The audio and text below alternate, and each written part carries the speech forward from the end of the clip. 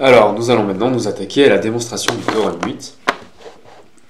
On va voir que c'est assez difficile, puisque là, on va utiliser que l'intégrale et le bande supérieure de l'ensemble des intégrales des fonctions escaliers qui minore f est aussi égale à la bande inférieure de l'ensemble des intégrales des fonctions en escalier qui majore f. Donc, on suppose que f et g sont continus sur un intervalle i, comme dit dans l'énoncé, que a, b, c sont 3 points de l'intervalle. Et donc, on est sûr qu'elles sont continues sur les segments AB, AC et CB, et donc leur intégrale sur ces segments existe.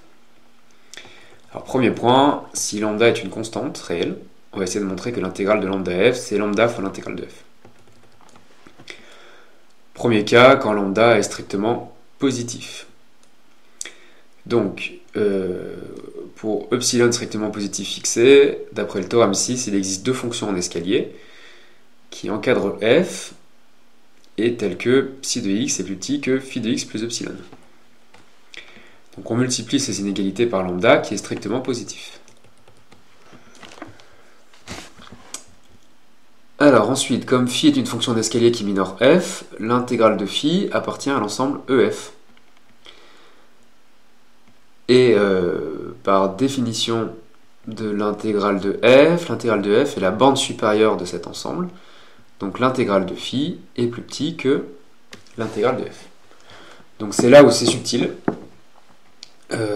Déjà, on voit que j'ai deux notations différentes. Donc cette notation, ce sera pour l'intégrale d'une fonction en escalier. Cette notation, ce sera pour l'intégrale d'une fonction continue, puisque les deux définitions sont totalement différentes.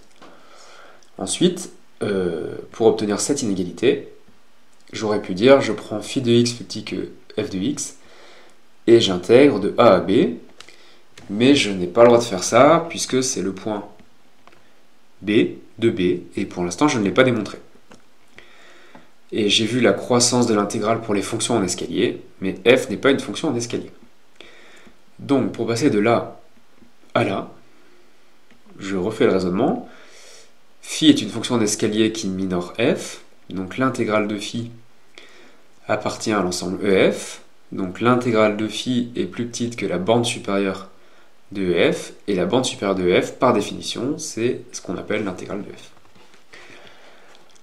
Alors avec le même raisonnement, on peut montrer que l'intégrale de psi est plus grande que la bande inférieure de l'ensemble grand EF, qui est aussi l'intégrale de f. Donc, l'intégrale de f est comprise entre l'intégrale de phi et l'intégrale de psi. Alors de même, là on utilise cette inégalité, donc ces inégalités avec lambda phi, lambda f et lambda psi, avec le même raisonnement, vont donner que l'intégrale de lambda phi plus petite que l'intégrale de lambda f plus petite que l'intégrale de lambda psi. Alors ensuite on utilise la proposition 5, c'est-à-dire la croissance de l'intégrale pour les fonctions en escalier. Donc ici, pour tout x, psi de x est plus petit que phi de x plus epsilon. Là, à gauche et à droite, ce sont deux fonctions en escalier, donc je peux passer à l'intégrale. J'obtiens ceci, l'intégrale de psi plus petite que l'intégrale de phi plus epsilon. Par linéarité, pour les fonctions en escalier, ça fait intégrale de phi plus intégrale de epsilon, qui est constante. Intégrale de phi plus epsilon fois b moins a. Ensuite, on sait que l'intégrale de lambda phi, par linéarité, c'est lambda fois l'intégrale de phi. Et aussi que l'intégrale de lambda psi, c'est lambda fois l'intégrale de psi, toujours par linéarité. Et on utilise l'inégalité qui est là, qu'on multiplie par lambda qui est positif. On obtient que l'intégrale de lambda psi, plus petit que l'intégrale lambda fois l'intégrale de phi, plus lambda epsilon b moins a. Alors, donc pour continuer, on va simplifier les notations en appelant i l'intégrale de phi et j l'intégrale de psi. Donc, on a deux inégalités. Donc la première, elle est là. Donc ici, on sait que i est plus petit que l'intégrale de f, plus petit que j, et on multiplie tout le monde par lambda qui est positif. Donc ça donne ceci. Ensuite, ici on a dit que j c'est plus petit que i plus epsilon fois b moins a. Donc on obtient cette inégalité. Alors il y a une petite erreur, il manque b moins a ici, mais ça ne va pas changer la suite. Et ensuite, en faisant le même raisonnement avec la fonction lambda f, ici on a l'intégrale de lambda phi, ça fait l'intégrale de...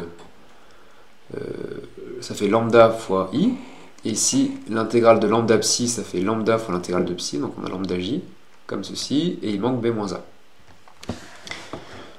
Alors après, on ne peut pas soustraire les inégalités, il faut multiplier celles-ci par moins 1, et ensuite les additionner. Donc on obtient que moins lambda epsilon, plus petit que lambda intégrale de f moins l'intégrale de lambda f. Donc là aussi, il faut multiplier par b moins a les epsilon. Alors comme c'est vrai pour tout epsilon strictement positif, on en déduit que ce terme est égal à 0, c'est-à-dire que l'intégrale de lambda f est égale à lambda fois l'intégrale de f.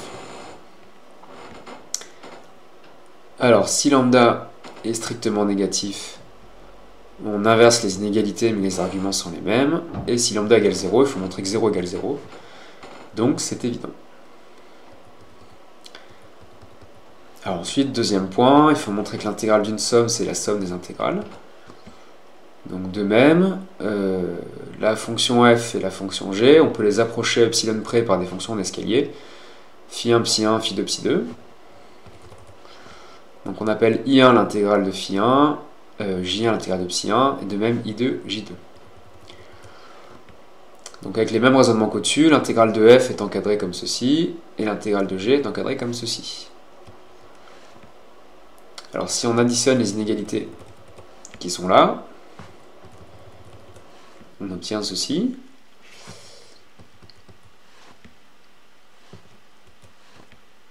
Et donc pareil, on peut passer aux intégrales avec les raisonnements d'avant. L'intégrale de phi1 plus phi2, c'est i1 plus i2. Intégrale de f plus g. Intégrale de psi1 plus psi2, ça fait j1 plus j2. i1 plus i2 plus 2 epsilon b moins 1. Donc en prenant cette dernière inégalité, on appelle 3, on la multiplie par moins 1, et on l'additionne avec ces deux inégalités. On arrive ici. Comme c'est vrai pour tout epsilon strictement positif, on peut le faire tendre vers 0, et donc on trouve que cette quantité est nulle, et donc c'est gagné. Alors, une petite remarque, comme j'ai utilisé la croissance de l'intégrale, j'ai en fait supposé que a est plus petit que b. Après, donc en multipliant par moins 1 les formules, on peut généraliser au cas où a est plus grand que b, ça ne pose aucun souci. Alors maintenant la positivité de l'intégrale. Donc là on suppose que a est plus petit que b. Et on suppose que notre fonction est positive. Donc on remarque que si psi est une fonction d'escalier qui majore f, comme f est positive, psi est positive. Pour les fonctions d'escalier, l'intégrale est positive, donc l'intégrale de psi est positive. Comme c'est vrai pour toutes les fonctions d'escalier psi qui majorent f, ça prouve que l'ensemble f est minoré par 0. Donc sa borne inférieure, qui est le plus grand minorant, est plus grande que 0. Et sa borne inférieure, c'est l'intégrale de f. Donc on a bien montré que l'intégrale de f est positive. Pour b, on applique a à la fonction g moins f et on utilise la linéarité. Excusez-moi. Et pour c, on utilise que f est comprise entre sa valeur absolue et moins sa valeur absolue. On utilise la croissance de l'intégrale, c'est-à-dire le point D, et on sort le moins ici par linéarité de l'intégrale. Alors le troisième point, c'est la relation de Chasles. Donc là, on va supposer que C est entre A et B au départ. Donc, on coupe en deux intervalles, AC et CB.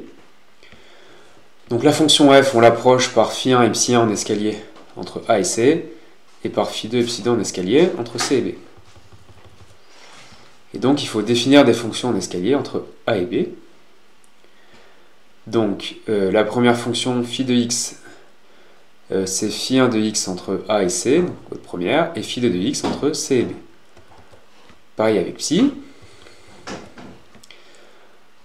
Alors c'est assez facile de voir que ce sont encore des fonctions en escalier, puisqu'on a collé des fonctions qui sont constantes par morceau. Donc ça donne bien des fonctions constantes par morceau, c'est pas très dur.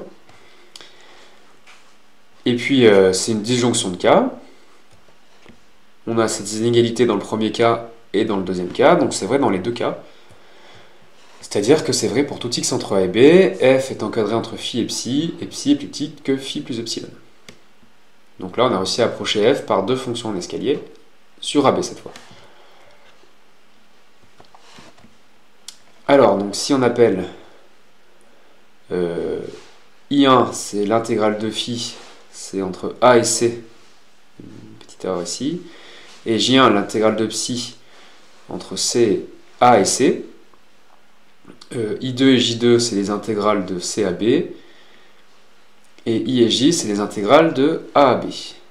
Donc avec les mêmes raisonnements que la première question, on obtient 6 inégalités. Là, c'est de A à C, de C à B, de A à B, C moins A, B moins A, B moins C, pardon, B moins A.